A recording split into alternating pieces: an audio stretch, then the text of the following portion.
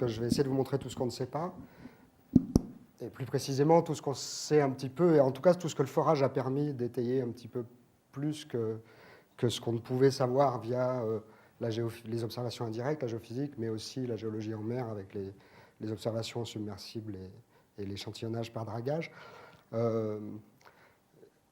Voilà, c'est une introduction très gentille, donc je ne m'attendais pas rien de moins de ta part, Georges.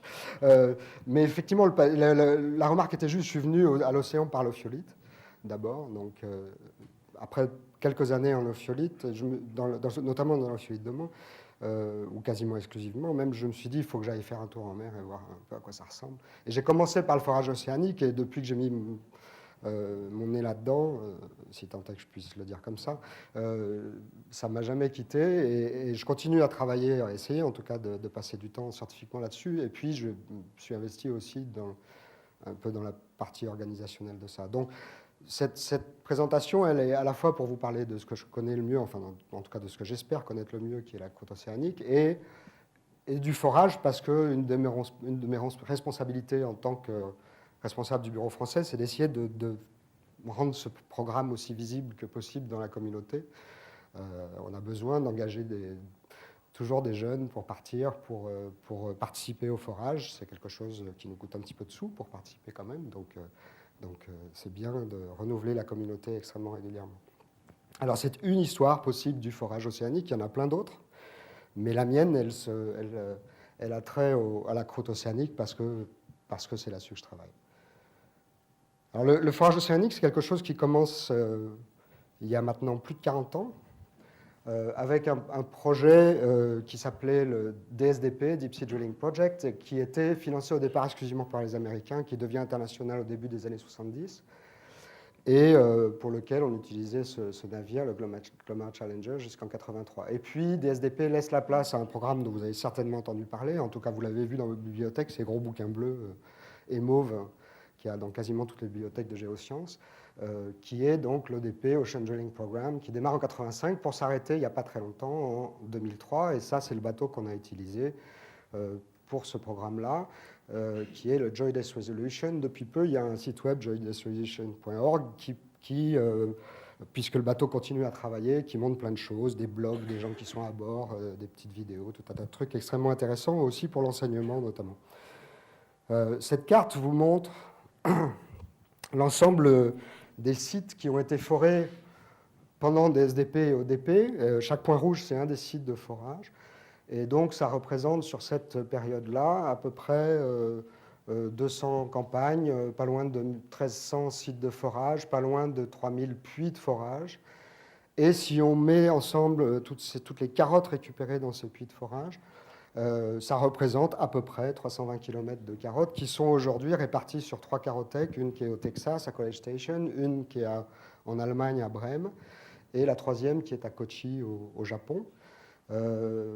Et encore, il y a un site web qui s'appelle ODP Legacy qui vous présente toutes les données acquises dans ce puits de forage, qui sont accessibles, qui sont libres d'utilisation, qui présente toutes les publications liées à ça, et puis un certain nombre de matériel, une certaine quantité de matériel, plus de vulgarisation, des photos, des films, un certain nombre de choses que vous pouvez encore une fois utiliser pour vos cours.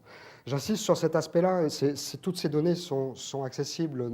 Georges parlait de ce programme comme étant probablement le plus gros forage en sciences de la Terre, le plus gros programme en sciences de la Terre. Non seulement c'est le plus gros, mais c'est aussi un de ceux qui fonctionne depuis le plus longtemps. Et un des aspects extrêmement remarquables de ce programme, c'est que, passé la période de moratoire pendant laquelle les gens qui sont à bord ont accès de façon exclusive aux données et aux carottes, ensuite tout le monde a accès aux données et aux carottes. Et vous pouvez réutiliser des échantillons, vous pouvez utiliser les données, elles sont libres à chacun pour être utilisées. Et quand on regarde les publications liées au programme de forage, en réalité, il y a beaucoup plus de gens que ceux qui ne sont allés à bord qui, de fait, publient sur des données ou sur du matériel prélevé par forage. Alors après 2003, ODP laisse la place à cette nouvelle phase du programme dans laquelle on est aujourd'hui, qui s'appelle IODP, I pour Integrated. Integrated parce que l'idée est d'intégrer plus de données sur un certain nombre de chantiers, et notamment de faire participer non plus un seul bateau, mais plusieurs bateaux. Là, c'est la liste des participants à ce programme. Les USA, les États-Unis et le Japon sont les deux contributeurs majeurs en termes de financement. C'est eux qui mettent en œuvre, d'une part, le Joint Base Resolution, qui a récemment été un peu refait. La passerelle, et pour ceux qui ont déjà navigué, est plus grande maintenant ici. Et puis tout le labo a été refait. Et puis les Japonais ont construit ce bateau qui s'appelle Shikyu, j'y reviendrai, qui est un monstre d'outil de forage qui fait 210 mètres de long, quasiment 100 mètres de haut au niveau du derrick. Et puis, vous avez un consortium européen qui s'appelle ECORD, qui regroupe 17 pays, 16 pays européens et le Canada, à laquelle nous participons. Et ECORD est plus particulièrement chargé de mettre en œuvre des plateformes pour forer dans des endroits où ces deux bateaux-là ne peuvent pas aller, par exemple dans les zones englacées en Arctique ou dans des zones à faible profondeur d'eau, comme ça a été fait récemment sur Tahiti ou sur la marge de New Jersey au large de New York. Et puis quelques autres participants plus récents, la Chine, la Corée, un consortium Australie-Nouvelle-Zélande et l'Inde qui nous a rejoints récemment. La science qu'on essaye de développer dans le cadre de ce programme est cadrée par un document qui s'appelle l'Initial Science Plan, qui est donc notre document cadre pour la période de 10 ans entre 2003 et 2013, qui vraiment vise à voir la planète comme un tout intégré, encore une fois, où les différentes enveloppes interagissent et où les différents processus interagissent. Et les thèmes scientifiques sont regroupés en trois grands groupes, trois grands thèmes. D'une part, tout ce qui concerne la circulation des fluides en subsurface dans l'océan et dans les sédiments et dans la croûte. Et ça intègre notamment ce qu'on appelle la biosphère profonde, et j'y reviendrai peut-être un tout petit peu à la fin, qui est la biosphère microbienne et bactérienne présente dans les roches, qui est une des grosses découvertes du programme de forage océanique académique. Le deuxième thème, sans trop de surprise, concerne tout ce qui est les changements environnementaux, les processus et les effets de ces changements à différentes échelles de temps. Et donc, les paléoclimatologues sont bien évidemment des acteurs majeurs du programme. Et puis le troisième, c'est tout ce qui concerne les cycles de la Terre solide, la géodynamique, et notamment ce qui se passe au niveau des zones de subduction, du comportement sismogénique de ces zones de subduction, et bien sûr l'accrétion océanique dont je vous parlerai un petit peu. Mais avant de parler de ça, je voulais vous montrer un petit peu comment ça fonctionne, pour ceux qui ne sont jamais allés sur ce bateau, qui n'ont jamais trop vu d'images.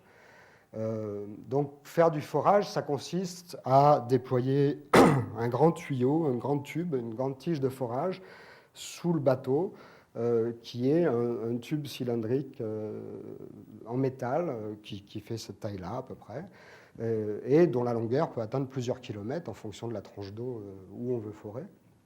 Au bout de cette tige de forage se trouve un trépan, qui est l'outil dont on se sert pour effectivement forer la roche. Ça, c'est celui qu'on utilise pour les roches dures de la croûte océanique, pas pour les sédiments. Et vous avez 4 cônes ici qui tournent sur eux-mêmes pendant que la tige tourne elle aussi. Et ces petites billes ici sont en carbure de tungstène très dur et broient littéralement la roche. Et au centre, vous avez un espace qui laisse passer, au fur et à mesure qu'on broie la roche sur les bords, une carotte dont le diamètre est de 6 cm et qu'on essaye de récupérer autant que faire se peut. La raison pour laquelle j'ai mis ce petit film ici, ça vous montre une opération de désassemblage de la tige. La tige, elle ne fait pas plusieurs kilomètres sur le bateau, il faut l'assembler. C'est des éléments qui font 30 mètres. Ici, c'est un petit film montrant le désassemblage de la tige. On visse ou dévisse ces éléments en fonction du fait qu'on veut la déployer ou la remonter. Et la raison pour laquelle j'ai mis ça, c'est pour vous expliquer pourquoi sur ce dessin, sur cette aquarelle ici, la tige n'est pas dessinée droite. C'est qu'effectivement, vous voyez que quand on range à l'arrière du bateau un de ces éléments de tige qui fait 30 mètres, vous allez l'avoir ployé maintenant. C'est extrêmement flexible, bien que ce soit en acier. Et donc, quand on voit comment 30 mètres de tige ploie lorsqu'on la range, vous imaginez que plusieurs kilomètres de tige sous le bateau, c'est quelque chose qui bouge, ce n'est pas un clou fixe. Et donc, la difficulté du jeu consiste à réentrer dans un puits quand on a besoin de réentrer pour forer profondément, dont la taille est à peu près celle-ci, avec une tige de plusieurs kilomètres sous un bateau, avec de la houle, etc. Et les gens qui font ça le font remarquablement bien, ils sont très forts pour faire ce genre d'exercice. Alors donc un bateau de forage, il y a un derrick qui permet de déployer la tige de forage et de la faire tourner et de forer, avec de temps en temps des gens qui montent pour aller faire un certain nombre de choses. Et puis, deuxième chose importante, il faut un trou pour laisser passer cette tige, et éventuellement des outils le long de cette tige qu'on va déployer vers le fond. Par exemple, ici, ce qu'on appelle un cône de réentrée, qui est un cône métallique permettant de réentrer dans le puits lorsqu'on a besoin de changer le trépan, qu'il faut changer à peu près une fois toutes les 50 heures lorsqu'on fore des basaltes ou d'autres roches de la croûte océanique. Et puis, si tout va bien, si tout fonctionne bien, que le forage ne s'interrompt pas, qu'on ne perd pas la tige, qu'on ne bloque pas, etc., après 10 mètres de forage, on s'arrête, on dévisse un élément de la tige dans le derrick, on envoie dans la tige avec un câble un autre outil qui s'appelle un core catcher, un attrapeur de carottes, qui va littéralement attraper cette carotte de 10 mètres qui est au fond, pour la remonter.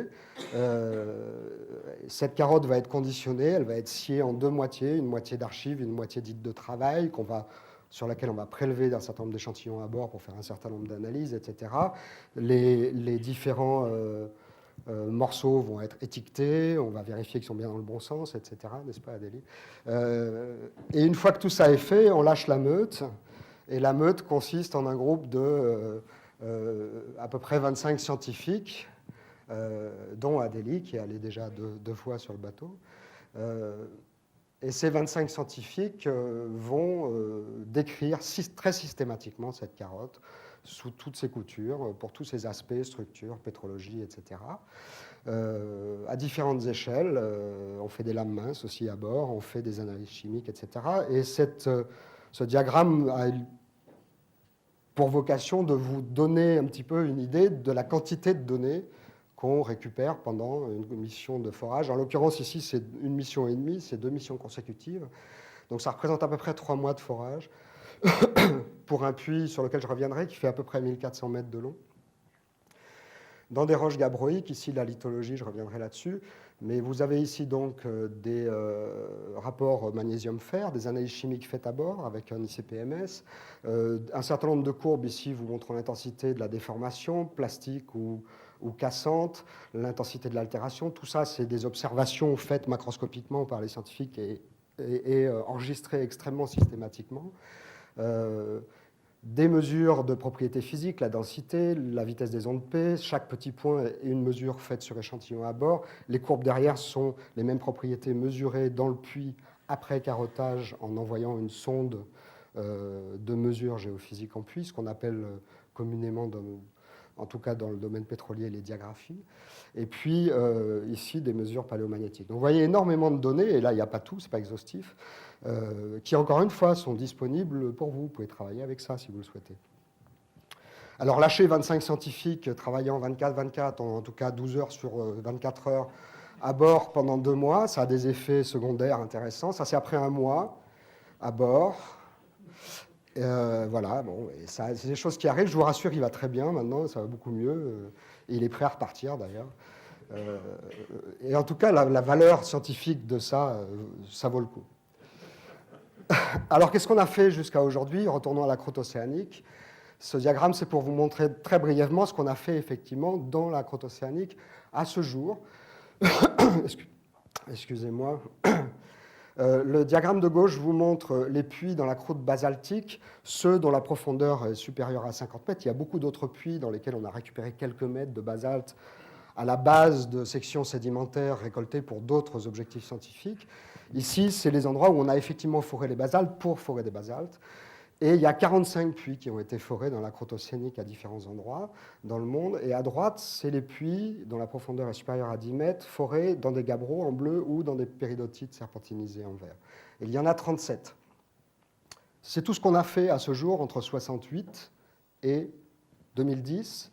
4 de ces puits seulement sont d'une profondeur supérieure à 1 km, 2 dans les basaltes et 2 dans les gabbros.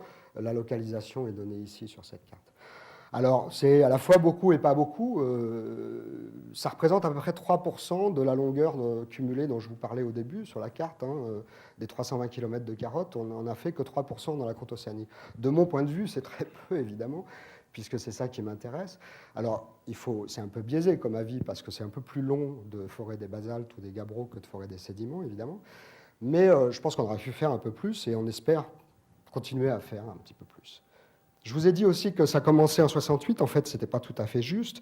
La vraie histoire du forage océanique scientifique, académique, commence à la fin des années 50, avec un projet qui s'appelait le projet MOHOL, et qui a été initié par un certain nombre d'océanographes et de géoscientifiques marins très connus aux États-Unis, des gens comme Walter Munk, Roger Revel, Harry Hess, etc., se sont un jour attablés ensemble pour un brunch, c'est l'histoire qui dit ça, dans la maison de l'un d'entre eux, et se sont dit il faut absolument qu'on fasse quelque chose de grand et visible dans l'océan.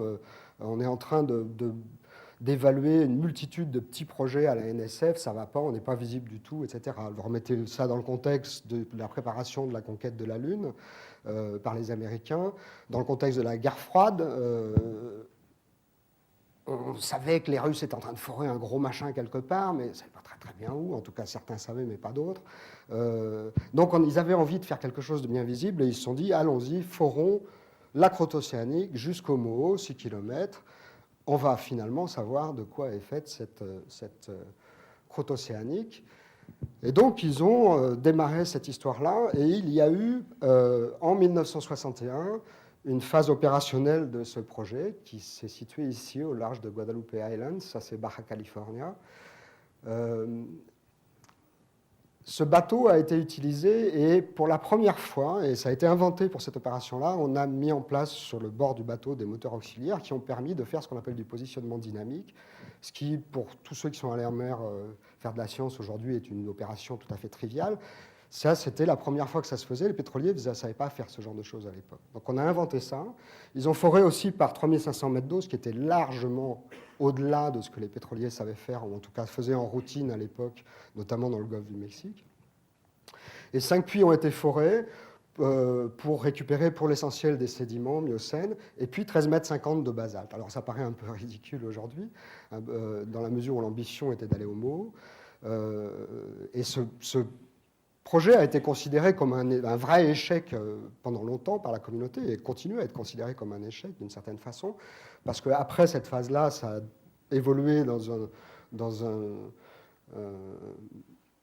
une prospective démentielle beaucoup trop coûteuse que le Congrès américain a décidé d'arrêter en 1966. Pour autant, un certain nombre de choses ont été faites pour la première fois. Autre truc tout à fait intéressant, il y avait John Steinbeck à bord de ce bateau pendant une partie de la campagne, qui a écrit un très bel article pour Life Magazine, et qui vaut le coup d'être lu. Si ça vous intéresse, j'ai ce papier en PDF. Alors remettons-nous un peu dans le contexte de l'époque, pour les plus jeunes dans la salle. L'expansion océanique, le premier qui a vraiment vu que l'expansion océanique était liée à la convection mantélique, c'est probablement Arthur Holmes, c'est dans les années 30, et puis après, ça avance tout doucement, hein, vous savez, la tectonique des plaques, dans les années 30, on n'en est pas là, et c'est vraiment au moment du démarrage de l'histoire de la tectonique des plaques que Harry Hess, au début des années 60, conceptualise correctement cette histoire de seafloor spreading, d'expansion océanique. Il avait une vision assez intéressante, pas beaucoup de contraintes, lui-même décrivait son travail comme un essai en géopoésie. Et d'ailleurs, il a dit un certain nombre de choses dont on sait aujourd'hui qu'elles ne sont probablement pas forcément vraies, en tout cas pas forcément partout, à savoir que la croûte océanique dans son schéma était essentiellement faite de serpentine, et que le Moho était l'interface entre péridotite serpentinisée et serpentine au-dessus. Dans une partie de l'océan, c'est probablement pas correct. Une autre partie de l'océan, ça peut être correct. Je reviendrai là-dessus à la fin. Il faut qu'on aille voir pour savoir si c'est correct ou pas. Qu'est-ce qu'on sait de la croûte océanique dans les années 60 ? Essentiellement, on a des données sismiques. Des données sismiques, pour beaucoup, sur la marge américaine, qui nous montrent que lorsqu'on fait de la sismique réflexion, qu'on couple ça à la sismique réfraction, on a fondamentalement un système lité avec des couches auxquelles on a donné des petits numéros, 2, 3, le Moho, et puis en dessous, quelque chose, étant donné les vitesses d'onde P qu'on a, qu'on suppose être le manteau frais. Bon, pendant les années 60, les géophysiciens discutent avec les ophiolitologues de différents pays. Les Américains, les Européens ont des visions un petit peu différentes de ce qui se passe dans les ophiolites, ne voient pas forcément les mêmes ophiolites non plus. Les Américains sont en Oman, les Européens sont plutôt dans les Alpes. Ceux qui connaissent les ophiolites savent qu'on n'a pas affaire tout à fait au même système. Mais ces gens-là, finalement, arrivent à s'accorder. Et en 1972, a lieu cette fameuse Penrose Conférence, pendant laquelle sont écrites 2 pages d'un papier anonyme, souvent cité, qui finalement établit cette idée que cette croûte litée géophysique, on trouve le pendant dans les ophiolites et que le niveau 2A, c'est les basaltes en coussin, le niveau 2B, c'est le complexe philonien, le niveau 3, c'est les gabbros, et bien sûr, en dessous, on a le manteau. Donc il a fallu 10 ans pour que tout ça mûrisse. Et on est à peu près ici au début de DSDP, et donc, pour revenir à mon histoire de forage, les premières années de DSDP, pour ce qui est de la croûte océanique, l'idée, c'est d'essayer de tester tout ça et d'aller forer cette croûte basaltique aussi loin qu'on peut. Et la première fois qu'il y a une véritable tentative de forer profondément la croûte basaltique, c'est en 1973, dans le Pacifique, avec deux puits proches de la marge ici, un puits pas très loin, pas très éloigné de la dorsale Est-Pacifique. Et sur 3 sites, on fore à peu près 60 mètres de basalte, une récupération pas fantastique, inférieure à 40%, et malheureusement, l'histoire nous confirmera que dans les basaltes, c'est relativement standard, c'est difficile de forer des basaltes et de les récupérer correctement. Le niveau 2A est démontré ici comme étant un empilement d'écoulement basaltique et de lave en coussin. Ça paraît trivial, mais on a la démonstration in situ que c'est le cas. Et puis une autre observation tout à fait intéressante qui est faite, qui est rapportée dans le rapport de mission, qui est que lorsqu'on mesure les vitesses d'onde P sur des échantillons dont la taille est celle-ci, on obtient des vitesses systématiquement à peu près 1 km/s plus élevées que ce qu'on mesure in situ dans la croûte océanique avec des bateaux en sismique réfraction pour les premiers 500 mètres à peu près de la croûte. On a systématiquement quelque chose de plus lent à grande échelle en bateau que sur des petits échantillons. Encore une fois, il suffit de réfléchir un peu pour imaginer que ce n'est pas très difficile à comprendre. On voit simplement en grand une porosité qu'on ne voit pas à cette échelle-là. Alors après, à nous d'expliquer ce que ça signifie en termes de dynamique, mais c'est la première fois qu'on montre ça, et c'est une observation qui s'est vérifiée absolument systématiquement depuis, quel que soit l'endroit où on fore, la croûte océanique. À peu près à la même époque, dans les années qui suivent, le bateau va dans l'Atlantique et on fait le même genre d'opération dans l'Atlantique, proche de la dorsale, éventuellement loin de la dorsale pour essayer d'estimer la façon dont la croûte océanique vieillit aussi. Ici, on est à peu près à 100 millions d'années, 108 millions d'années précisément. La récupération n'est toujours pas bien fameuse, mais là, on a un saut quantitatif sur la profondeur forée, on dépasse les 500 mètres, on commence à se dire, oui, on est capable de forer profondément dans la croûte océanique. Et là, ça permet scientifiquement de montrer, encore une fois, un certain nombre de choses basiques mais importantes à voir in situ, telles que le fait que la géochimie variable de ces laves permet de mettre le doigt littéralement sur des cycles éruptifs successifs, les variés de la croûte à l'axe. Et donc, ces variations permettent de commencer à discuter les variations soit de sources mantéliques, soit de processus de fusion, soit de processus de mise en place des liquides. Ces trois choses-là pouvant évidemment être cumulées à notre grand bonheur. Et puis, un certain nombre d'évidences tout à fait importantes que l'eau de mer descend à ces profondeurs-là, de façon certes très localisée, mais en grande quantité. Donc, pour résumer, si on doit retenir deux choses de ces premières années de forage dans les basaltes, c'est que d'une part, on montre que forer profondément, c'est faisable. Pas forcément facilement, mais c'est faisable. Et puis, ces puits-là, mis ensemble avec tous les endroits où on a foré des carottes sédimentaires et quelques mètres de basalte en dessous, et on a pu faire du paléomag et des datations, ont permis de valider, et c'est un des points très importants, le programme de forage océanique a contribué de façon très significative, dans les années 70, à valider le modèle de la tectonique des plaques. Hein, les rayures de pyjama de l'océan, on les a mesurées avec ces carottes-là.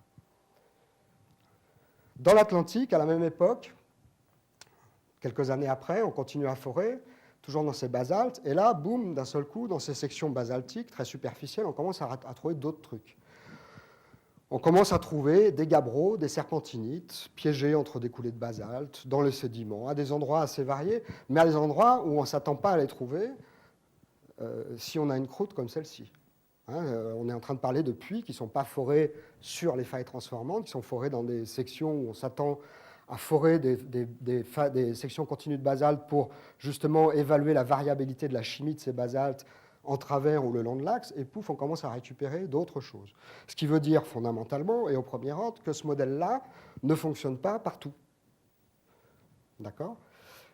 Il ne fonctionne pas partout. Alors, les géologues marins à l'époque le savent parce que depuis les années 60, il y a un certain nombre d'observations faites au fond par dragage, par submersible, qui montrent que les serpentinites sont présentes au fond dans l'Atlantique, et notamment dans l'Atlantique équatorial. Donc on sait bien qu'on doit inventer une autre architecture, un autre modèle de croûte pour permettre de voir ça. Le forage contribue à confirmer ça. Et ça veut dire fondamentalement une chose, c'est que il y a plusieurs façons de fabriquer la croûte. Et juste pour résumer ça, vous avez ici la dorsale est-pacifique, ici la dorsale atlantique, à la même échelle spatiale, hein, ça c'est l'équateur, on est à 30 degrés sud ici, et la même échelle topographique. Et vous voyez, il n'y a pas besoin d'être spécialiste de la croûte océanique pour voir qu'on a affaire à deux objets qui sont différents. La morphologie de la dorsale n'est pas la même. C'est beaucoup plus rugueux ici, beaucoup plus accidenté, il y a une vallée axiale, ici il n'y en a pas, etc., etc. Ça veut dire fondamentalement que les modes de construction de cette croûte océanique ne sont pas les mêmes. En tout cas, pas tout le temps les mêmes. En quoi le forage nous a montré un petit peu ce qu'il advient de cette croûte au dorsale lente, côté atlantique. J'ai oublié de préciser les vitesses. Ici, c'est à peu près 15 cm par an. Et ici, on est à 2 cm par an pour l'Atlantique.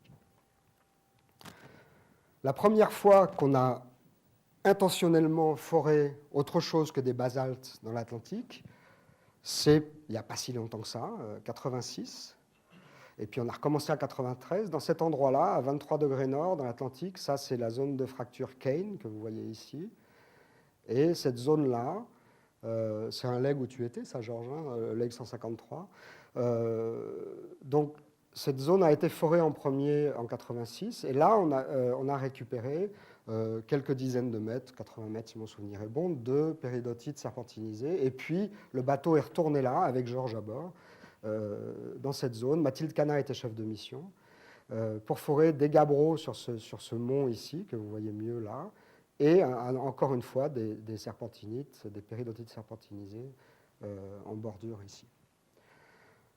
Encore une fois, on confirme ici ce qu'on avait appris, ou ce qu'on apprenait à la même époque en descendant sur ces zones-là avec le Nautile, avec le submersible américain, et en faisant du dragage, en faisant de la géophysique. Et un certain nombre de papiers de l'époque, notamment les papiers de Mathilde et les papiers de Jeff Carson aux États-Unis, montraient qu'on avait affaire là à une croûte qui était hétérogène, dans laquelle on avait des quantités très substantielles de manteaux serpentinisés et de gabbros dans la partie supérieure de la croûte, au lieu d'avoir un bouclier homogène et uniforme de basalte. En 2003, il n'y a pas si longtemps que ça, on retourne dans l'Atlantique, cette fois-ci à 15 nord, de part et d'autre de la zone de fracture 15 degrés, 20 minutes nord, pour forer un certain nombre de puits le long de l'axe, l'idée étant cette fois-ci d'essayer de tester la variabilité des structures et de la chimie du manteau dans cette zone, dont on le savait qu'elle était riche en manteaux. La géologie du fond nous montrait que 70% des roches récupérées à peu près étaient des péridotites. On fore un certain nombre de puits, le plus profond faisant un peu plus de 200 mètres, et on retrouve dans ces puits la même proportion, à peu près 70% de péridotites, 30%, 40% de gabbros. Et on fait une observation fondamentale, c'est que cette variabilité qu'on s'attendait à voir, on ne la voit pas, d'une part, en tout cas pas à cette échelle-là. On n'est pas allé suffisamment loin au-delà de la zone de fracture pour voir des choses qui varient. Et l'autre truc, c'est que ces péridotites ne sont absolument pas déformées à haute température, ou très très peu déformées à haute température. Ici, un exemple de carotte de péridotite serpentinisée, une des plus fraîches qu'on ait récupérées dans cette zone-là. Ce n'est pas fantastique, c'est 70% de serpentine, mais c'est pas mal pour cette zone. Et pour ceux qui connaissent un peu les péridotites, il n'y a pas de déformation ou très peu de déformation à haute température là, en tout cas pas en conditions lithosphériques. Et la seule déformation qu'on voit, pour l'essentiel, elle est froide, elle est essentiellement cassante. C'est résumé ici sur ce petit diagramme qui vous montre un puits qui est ici, le puits 1274 au nord, et vous avez la lithologie des serpentines, la susceptibilité magnétique, la densité, la vitesse d'onde P, l'altération telle qu'elle est mesurée à bord sur la carotte par les observateurs. Ces quatre choses-là variant vers cette zone grise à 130 mètres de profondeur, qui est une zone de fracture qu'on a récupérée, une faille, avec des gouges de faille qu'on a récupérées. Et donc l'altération augmente vers la profondeur, vers cette faille qui est une zone de circulation de fluide, permettant de serpentiniser encore plus avant les péridotites. Sans surprise, la vitesse des ondes P diminue, puisqu'on met plus de serpentine, la densité des péridotites diminue, et la susceptibilité magnétique augmente, puisque la serpentinisation s'accompagne aussi de production de magnétite. Et donc, c'est assez systématique cette observation. On voit surtout des gouges de faille, de la déformation plastique, à transition plastique cassante à relativement basse température. La déformation de plastique de plus haute température étant représentée par ce genre de petite milonite ici. C'est un peu sombre, je suis désolé. Mais donc, on a une déformation qui excède rarement 600 degrés et qui est essentiellement cassante. Et tout ça, c'est cohérent avec cette idée qu'on a affaire non seulement à une croûte hétérogène, dans laquelle on trouve des gabbros, des péridotites, mais dans laquelle ces gabbros, ces péridotites ont été remontés vers la surface, à l'endroit où on les échantillonne aujourd'hui, via des zones de faille, pour l'essentiel en conditions relativement basse température. Et c'est cohérent donc avec ce style de schéma-là, produit par des gens comme Mathilde, encore une fois, qui a été très novatrice pour ces idées-là. Ici, vous avez une coupe le long de l'axe avec deux segments. Un premier segment, une zone de discontinuité, un deuxième segment. Et lorsqu'on s'éloigne du centre des segments, où on a généralement une zone néovolcanique avec un volcan, une production de magma relativement conséquente, on tombe dans cette espèce de croûte hétérogène que j'aime bien appeler plum pudding, les prunes étant des plutons de gabbro, et qui sont emballés dans une matrice de serpentinite. Si je fais une coupe en travers de l'axe ici, vous avez un schéma qui est à peu près celui-ci, tel qu'on peut l'imaginer aujourd'hui, qui a été ici résumé, dessiné par Yves Lagabriel, dans laquelle des panneaux entiers de péridotites et de gabbros sont remontés des deux côtés de l'axe, selon les cas, ou d'un seul côté lorsque c'est plus asymétrique, via des failles normales. Ce genre de schéma-là, c'est aussi beaucoup inspiré, notamment pour des gens comme Yves, de ce qu'on avait appris des ophiolites alpines. Et c'est un point important que je veux faire ici, parce que les gens qui font des géosciences marines ont tendance à oublier la littérature ophiolitique. Pas tous, mais certains oui. Ils ne la connaissent pas. Et pourtant, lorsqu'on regarde la littérature italienne, française, anglaise des années 70 sur les ophiolites alpines, ligures et corses, on s'aperçoit que ces schémas-là, on les retrouve. Alors, ils ne sont pas forcément exactement pareils, mais l'idée fondamentale que la tectonique permet d'exhumer des parties profondes de la lithosphère océanique à l'axe, elle est là, elle est dans cette littérature. Donc ça, c'est une chose importante. Maintenant, je vous emmène sur l'épaulement de certains de ces rifts ici, à certains endroits où on trouve des reliefs un petit peu plus prononcés, qu'on appelle maintenant, c'est un terme qui est devenu un petit peu consacré ces dernières années, des corps complexes océaniques, et qui se trouvent, pas systématiquement, mais assez fréquemment, en tout cas c'est le cas dans l'Atlantique Nord, à l'intersection entre une zone de fracture ici et la dorsale ici. Ici c'est Kane, on a vu tout à l'heure, c'est l'endroit où Georges a foré Gabbro ici, il ne faut être pas tout seul, et la dorsale ici. Là on est à 30 degrés nord, la dorsale atlantique à nouveau ici, et la zone de fracture, et là on est dans une zone à 15 nord où on a le même genre de choses. Deux choses importantes à voir ici, le relief, c'est des montagnes importantes. Le massif Atlantis ici, c'est quelque chose dont la taille, c'est de l'ordre de 8 à 10 km en largeur, 15 à 20 km en longueur. Et le relief entre ici et là, c'est quelque chose de l'ordre de 4-5 km. C'est la taille du Mont Blanc, ce machin-là. Et il y en a partout dans l'Atlantique, absolument partout le long de la dorsale. C'est des gros bidules. Autre chose importante, c'est ces espèces de cannelures qu'on voit qui sont systématiquement perpendiculaires à l'axe. Et en fait, pourquoi on a ces cannelures? On ne sait toujours pas très bien les interpréter, mais en tout cas, ces surfaces cannelées sont interprétées comme l'expression en surface, le plan structural d'une faille de détachement à relativement faible pendage. Et il y a plein de modèles qui ont été publiés, plus ou moins étayés, soit par des aspects théoriques, soit par des observations en fond de mer, pour ces corps complexes océaniques. Voici quelques coupes parmi les nombreuses publiées. Ce que toutes ces coupes ont en commun, c'est que ces corps complexes, ces dômes, sont liés à une faille de détachement, s'enracinant assez profondément et permettant d'exhumer la partie profonde de la croûte ou de la lithosphère. Alors, dans un modèle un peu lité comme ça, on exhume du manteau. Dans un modèle un peu plus compliqué, comme celui que j'ai essayé de vous vendre tout à l'heure, on exhume un truc plus composite, etc. Retenez ici que c'est une seule faille, une seule grande faille de détachement, et que tous ces modèles ont une chose en commun, c'est que l'hypothèse de travail, c'est que cette faille dure longtemps, en moyenne 2 millions d'années, parce que ce qui permet de la faire durer longtemps, c'est qu'on coupe l'alimentation magmatique. L'idée, c'est que ces failles se développent parce que le budget magmatique, de façon épisodique, à l'axe de la dorsale, est extrêmement réduit. Comme on continue à tirer, il faut bien faire quelque chose, et donc on tire sur cette faille. Et la plupart des modèles, jusqu'à il y a quelques années, vendent cette idée-là. On a affaire ici au terme ultime, le plus pauvre en magma des dorsales lentes. Alors, voyons ce qu'il en est un petit peu, ce qu'on a appris du forage en ce qui concerne ces modèles. D'abord, quelques mots de la géologie au fond. Un truc remarquable, ici on est à 15 nord, sur ce petit corps complexe ici, toujours les cannelures perpendiculaires à l'axe ici.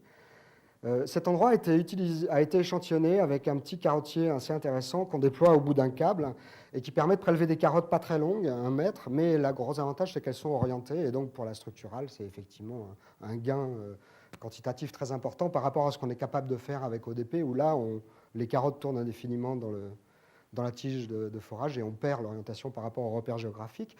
Retenez juste ici la lithologie, on trouve à la surface à proximité ou sur ce corps complexe, des basaltes un petit peu, des gabbros, des serpentinites, et puis un certain nombre de schistes à talc, chlorite, trémolite, qui sont des échantillons de la faille elle-même. Donc on obtient une grande diversité lithologique, des échantillons de la faille, et puis en gros, toute la trinité océanique, serpentinite, gabbro, basalte. Et cette observation, elle se répète. C'est vrai, à peu près, sur tous les corps complexes où on peut aller, on a toujours le même genre d'observation. À la surface, on retrouve ces différents termes lithologiques. Ici, le massif Atlantis, qui est donc ici, à l'intersection entre dorsale atlantique et zone de fracture. Ce gros massif-là, il y en a un autre ici, il y en a un autre ici. La face sud ici est constituée d'au moins 70% de serpentines, ces échantillons sur lesquels Adélie a beaucoup travaillé pendant sa thèse notamment, des gabbros que vous ne voyez pas très bien ici, qui sont des petits triangles bleus, et puis des basaltes. On retrouve les 3 termes encore une fois.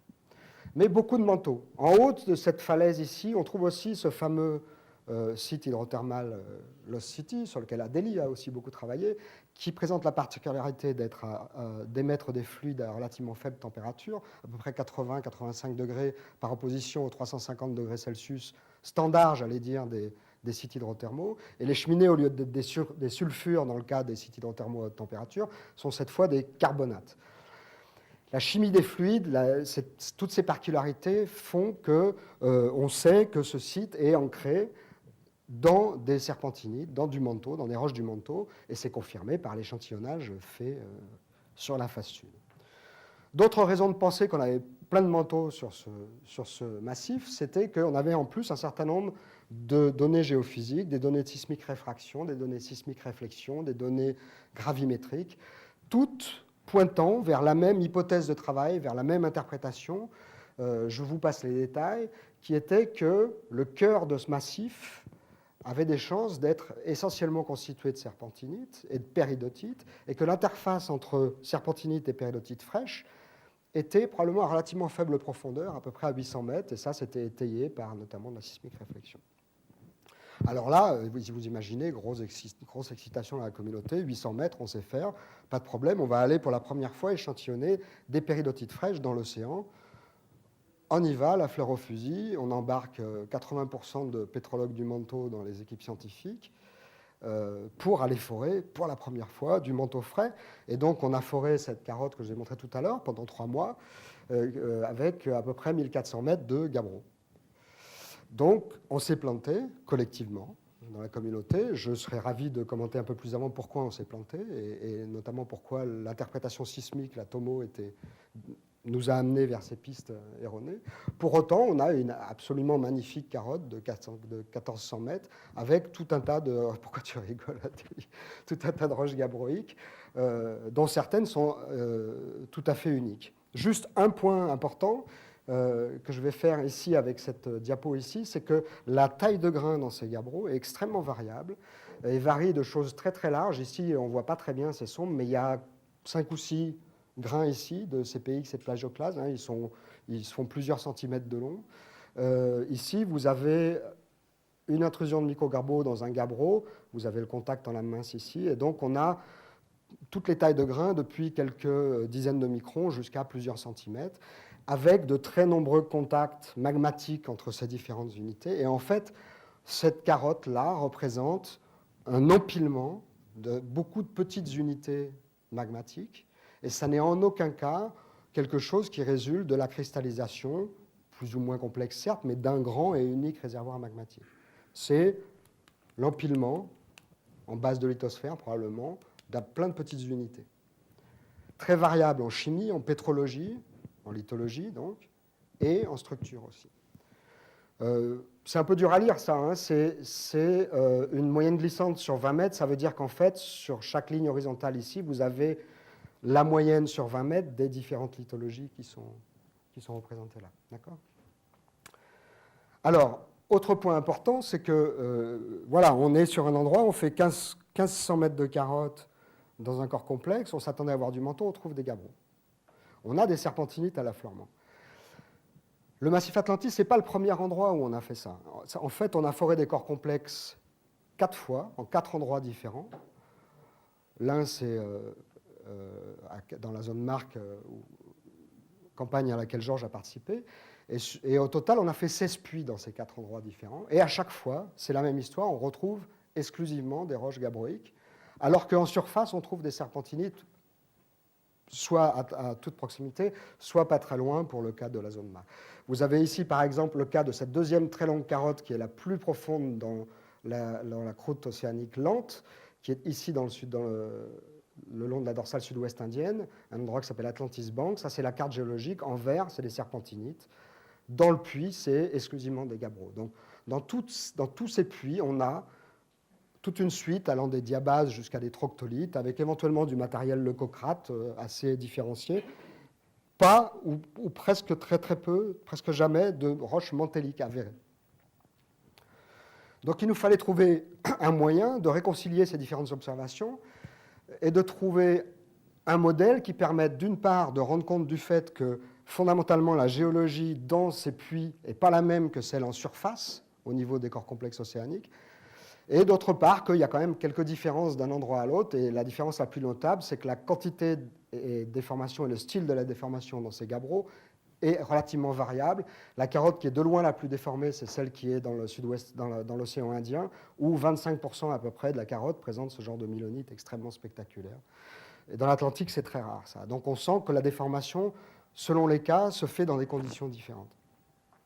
Et donc on a proposé un modèle, je passe les détails, je n'ai pas le temps aujourd'hui, mais dans lequel finalement l'idée c'est que ces corps complexes, ces dômes, en fait, sont fondamentalement pas grand-chose d'autre que l'expression morphologique du fait qu'on a momentanément, dans cette croûte hétérogène, ce pudding avec des blocs de gabbro, un bloc de gabbro plus gros. Et si dans la partie supérieure de la lithosphère, vous avez des serpentinites et des gabbros, la déformation va aller dans les serpentinites, pas dans les gabbros, c'est beaucoup plus dur à déformer, et donc les zones de faille vont se mouler autour de ces blocs de gabbros, un petit peu comme un porphyroclaste dans un gneiss à beaucoup plus petite échelle. D'accord ? Donc l'idée, c'est que ces zones de faille normales, finalement, sont poussées littéralement vers le haut par ces gros blocs, et que si on a raison, c'est ça qu'il faut retenir, ces corps complexes ne correspondent pas au fonctionnement le plus pauvre en magma des dorsales lentes, mais au contraire à des épisodes un peu plus riches en magma. Et si on veut trouver des zones pauvres en magma et donc éventuellement échantillonner du manteau frais, ce n'est pas dans ces zones-là qu'il faut aller. Donc ça, c'est un premier point. Et puis après, on en tire un certain nombre de conclusions plus détaillées sur le fonctionnement de la faille de détachement elle-même et la mise en place de ces corps complexes. Mais je ne rentre pas trop. Je veux terminer, je m'excuse, j'ai toujours tendance à déraper un peu en longueur là-dessus, et revenir au dorsal rapide, parce que c'est important aussi. Pourquoi c'est important d'aller au dorsal rapide ? Ça pourrait paraître un peu couillon d'aller au dorsal rapide, puisqu'on a, pour le coup, un bouclier de 6 km de basalte qui nous empêche de voir ce qu'il y a en dessous. C'est dur de soulever la moquette pour aller voir ce qu'il y a en dessous, dans le Pacifique. Pourquoi ? Parce que partout le long de cet axe de dorsal, on a des chambres magmatiques qui sont imagées systématiquement avec la sismique, et cette chambre magmatique, elle fabrique en permanence de la croûte.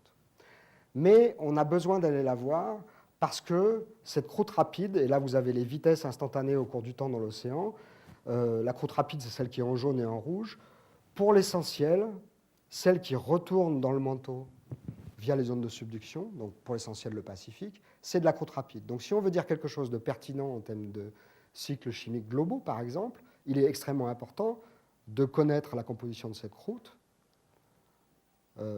dans sa globalité. Dans les océans lents, c'est moins important, on a essentiellement des marges passives. De ce point de vue-là, j'entends. Alors comment on fait? Deux stratégies possibles.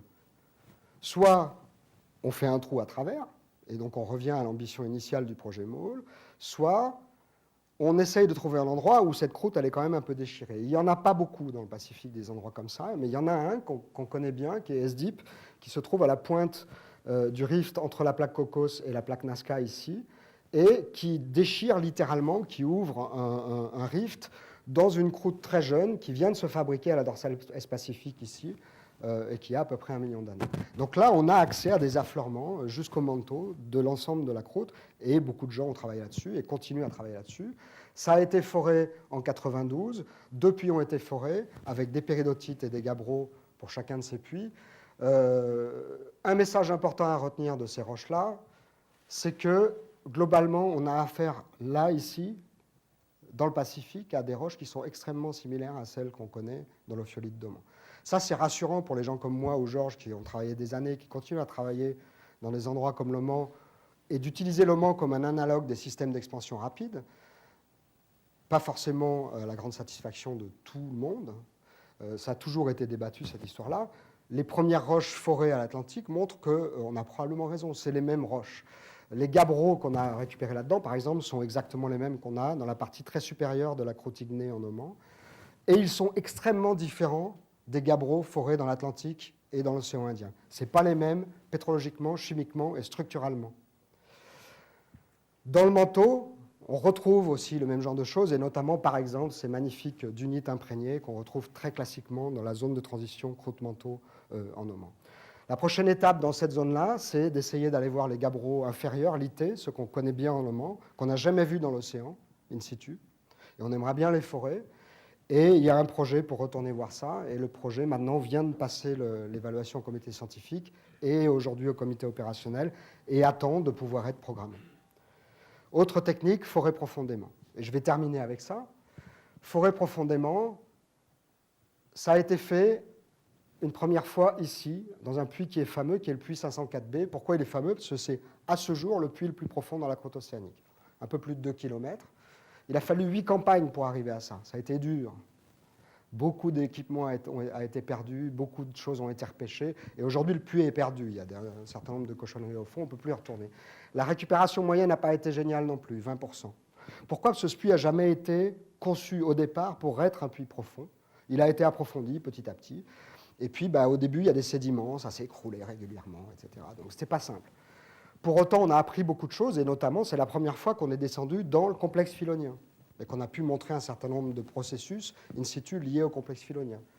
Autre point intéressant, il a été montré, alors c'est encore à nouveau débattu, ça j'ai vu un talk à la GU l'année dernière, qui remettait ça en cause. Pour autant, si vous prenez ce qui est publié, il a été montré par Bob Detrick et un certain nombre de collègues que la transition 2-3 pour ce site-là, pour cette région-là, ne correspond pas à la transition entre le complexe philonien et les gabbros, mais à un front d'altération au sein du complexe philonien. Je vous l'ai dit, c'est dur. On a perdu beaucoup d'équipements dans ces trucs-là. On casse des tiges. Vous avez ici un bout de tige cassé. On casse des outils.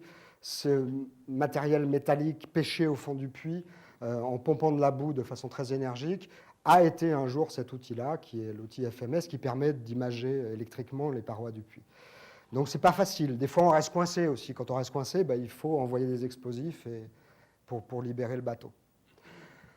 Mais on essaye, on continue. Et donc, on a continué plus récemment dans un puits qui est ici, depuis 1256D, sur la plaque Cocos.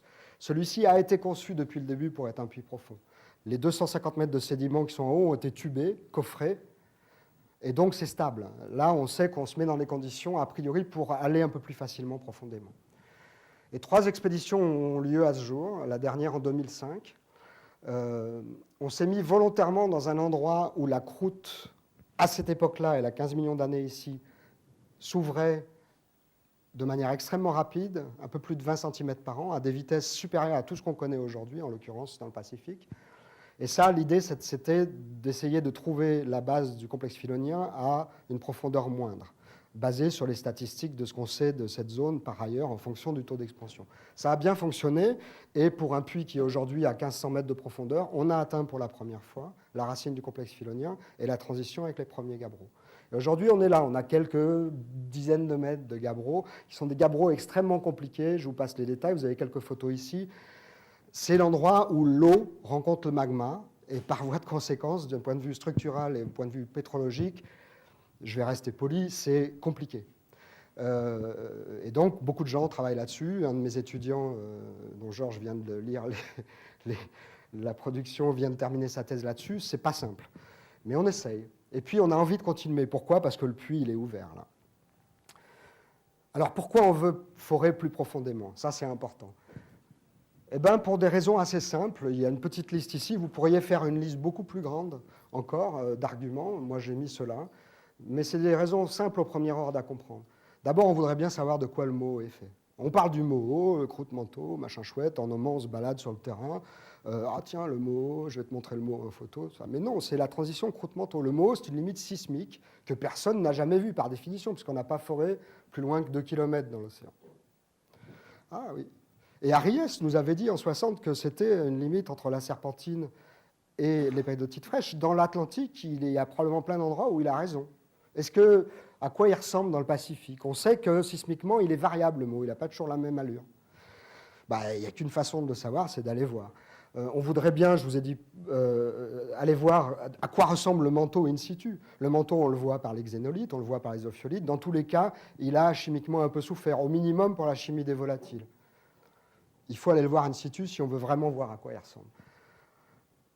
La composition globale de la croûte, je vous ai dit tout à l'heure, c'est important de le savoir. Si je veux dire quelque chose de pertinent sur le cycle du carbone, par exemple, au hasard, le carbone, je ne sais pas pourquoi, c'est important de savoir de quoi est faite cette croûte jusqu'en bas, puisque c'est elle qui va retourner se recycler dans le manteau, etc. On peut tester les modèles qu'on a à notre disposition aujourd'hui, qui sont essentiellement basés sur les observations dans l'ophiolite d'Oman, en termes de fabrication de la croûte. Quels sont les processus permettant de cristalliser cette croûte ?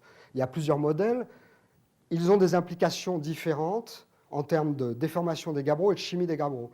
La seule chose qui nous manque, c'est les échantillons pour tester ces modèles. Et puis, je vais aller vite. Là, je vais juste finir par ça, parce que ça, ce n'est pas le moins important la moins importante des questions. C'est quelle est la limite de la vie dans la lithosphère océanique ? Je vous ai dit, c'est une découverte majeure du forage. Il y a de la vie. Cette vie, elle est abondante. John Parks, quand il a fait ce diagramme, a prédit que dans les 500 premiers mètres de la lithosphère océanique, incluant les sédiments, il y a probablement quelque chose qui représente de l'ordre de 10 à 15% du carbone vivant sur la Terre. Ce n'est pas négligeable pour les cycles globaux non plus. C'est une biosphère qui est faite de microbes, de bactéries, d'archées, etc. On ne sait pas quelles sont les limites de ça. La dernière limite publiée, c'est 1600 mètres dans les sédiments de la marge de Terre-Neuve. C'est publié par une équipe française, l'équipe de Daniel Prieur à Brest. On ne sait pas si on peut aller plus loin, on ne sait pas très bien l'équivalent dans les roches dures, on a besoin d'aller voir ça. Pour les jeunes, c'est des décennies de recherches qui sont en train de s'ouvrir et de recherches à inventer à l'interface entre minéralogie, cristallographie, géologie et microbiologie. Pour tout ça, il faut proposer donc un projet de pénétration totale de la croûte, et on revient à notre idée initiale qui est le MOHOL.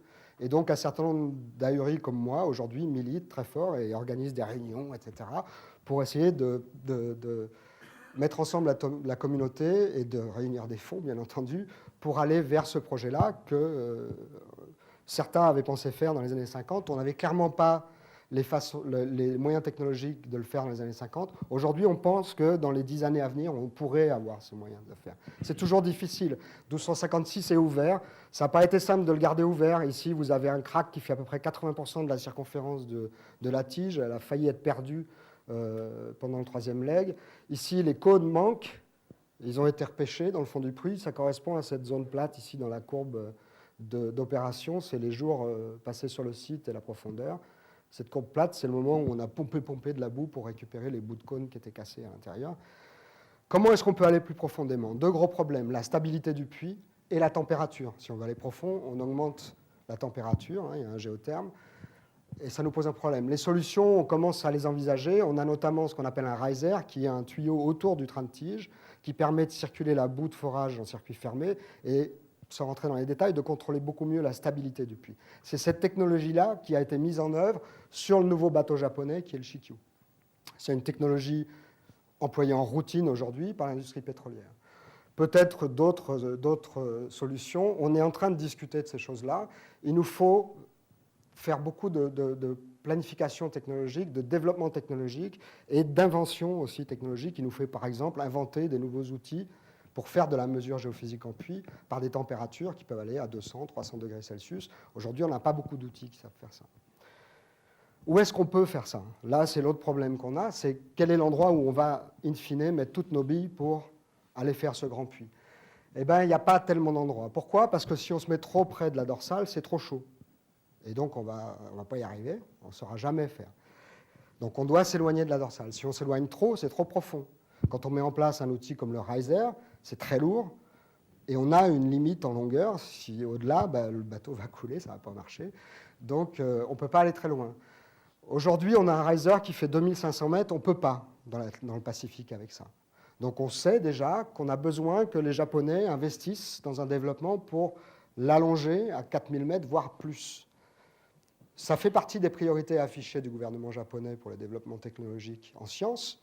C'était vrai jusqu'à l'automne dernier. Aujourd'hui, on sait un peu moins parce que, comme certains d'entre vous le savent peut-être, le financement de la science au Japon a souffert quelque peu ces derniers mois. On va voir. On espère qu'on va avoir de quoi le faire. Et puis, il y a peut-être d'autres systèmes qu'on va mettre en place où on n'a plus besoin d'un riser et finalement, on circule la boue par un système qui est installé en fond de mer. En tout cas, pour résumer le truc, si on cherche les zones où on est à la fois pas trop loin, mais pas trop près non plus, avec la bonne profondeur d'eau, elles sont très réduites, ces zones-là. Ça, c'est un plot profondeur en fonction de l'âge de la croûte. Et c'est les zones qui sont en couleur ici. Il y a relativement peu d'endroits où on peut faire ça. Et en plus, il va falloir qu'on ait effectivement des données sismiques, des données de survey sismique pour imager correctement ces zones-là avant de commencer à forer très profondément. Donc ça, tout ça, c'est l'objectif du projet MOHOL tel qu'on le repense aujourd'hui, qui est un truc qu'on espère extrêmement excitant pour une nouvelle communauté. Et on a un nouveau workshop au Japon au mois de juin, où là, vraiment, on va parler de sélection des sites et de développement technologique. Et on espère mettre en place un groupe de travail qui va œuvrer avec les industriels pour effectivement mettre en place les solutions pour réaliser ce puits qu'on espère réalisable à une échéance d'une dizaine d'années. En tout cas, j'espère avant ma retraite. Voilà, je vais arrêter là. Et juste pour terminer, je voulais quand même évoquer ce bouquin, dont j'ai amené un exemplaire ici, que je laisserai pour la bibliothèque de l'OMP, qui a été écrit et dessiné par Christine Lavergne, qui est une collègue que certains d'entre vous connaissent peut-être, qui est pétrologue, qui est spécialiste de l'altération de basse température dans les basaltes, et qui a participé à 4 des campagnes sur le puits 504B dans le Pacifique et aux 3 campagnes sur le dernier puits 1256 dans le Pacifique, donc qui connaît bien cette histoire-là, et qui raconte là un journal de bord. Et en plus, Christine est une bonne aquarelliste, enfin en tout cas, j'espère que vous avez pu en juger vous-même, et elle a publié ce magnifique livre récemment, il y a un peu moins de 2 ans, avec ses aquarelles et son journal de bord de ses campagnes. Et donc, il est disponible dans le commerce, mais en tout cas, vous en avez un maintenant à la bibliothèque. Voilà, merci beaucoup.